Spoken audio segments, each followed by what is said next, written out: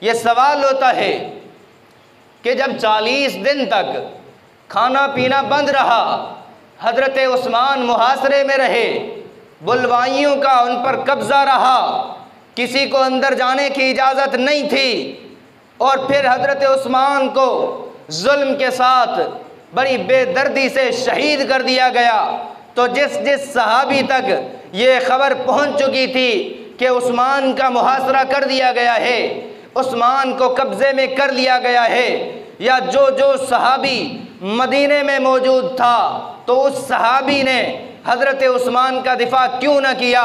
وہ ظلم پر خاموش کیوں رہے؟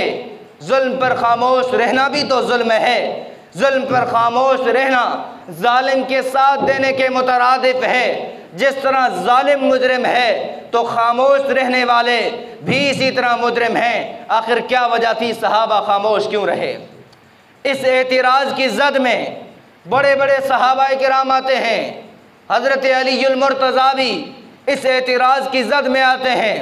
تو اسلاف کے علوم کی روشنی میں اس اعتراض کو صاف کرنا چاہتا ہوں، میں واضح کرنا چاہتا ہوں کہ صحابہ کرام رضوان اللہ علیہم اجمعین خاموش کیوں رہے۔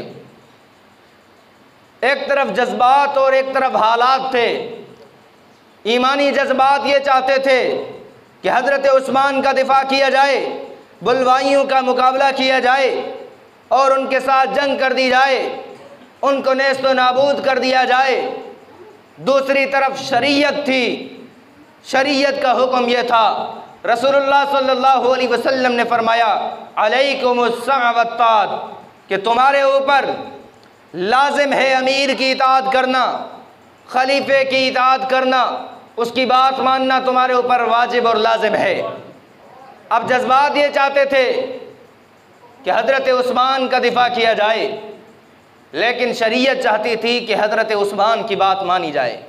حضرت عثمان نے صحابہ کرام کو منع کر دیا کہ کسی نے بھی عثمان کی وجہ سے مدینۃ الرسول میں رسول اللہ صلی اللہ علیہ وسلم کے شہر کے اندر قتل و قتال نہیں کرنا، فساد نہیں کرنا، ان کا مقابلہ نہیں کرنا۔ تو صحابہ کا جذبہ ایمانی دیکھیے، صحابہ کرام کا جذبہ اطاعت شریعت، اطاعت رسول دیکھیے۔ حضرت عثمان رضی اللہ تعالیٰ عنہ جیسی شخصیت، عظیم انسان کی قربانی قبول کر لی ہے، حضرت عثمان کی شہادت قبول کر لی ہے، لیکن رسول اللہ صلی اللہ علیہ وسلم کے حکم سے روح گردانی نہیں کی۔ اس وجہ سے صحابہ خاموش رہے کہ حضرت عثمان خلیفہ تھے، خلیفہ کا حکم تھا تو انہوں نے حکم کو سر آنکھوں پہ رکھا، حضرت عثمان کی شہادت کو قبول کیا، لیکن حضرت عثمان رضی اللہ تعالیٰ عنہ کا دفاع کرنے کی وجہ سے مدینۃ الرسول میں فساد نہیں کیا۔ دوسرا سوال ہوتا ہے کہ حضرت عثمان رضی اللہ تعالیٰ عنہ نے اپنی جان کا دفاع کیوں نہ کیا؟ اپنی جان کی حفاظت کرنا، اپنی جان کی حفاظت کرنا مسلمان پہ فرض ہے۔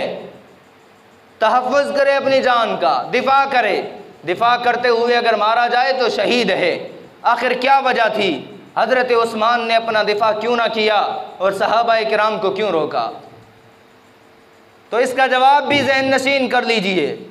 رسول اللہ صلی اللہ علیہ وسلم نے فرمایا یا عثمان عسى الله أن يلبسك قميصا فإن أرادك المنافقون على خله فلا تخلعه حتى تلقاني۔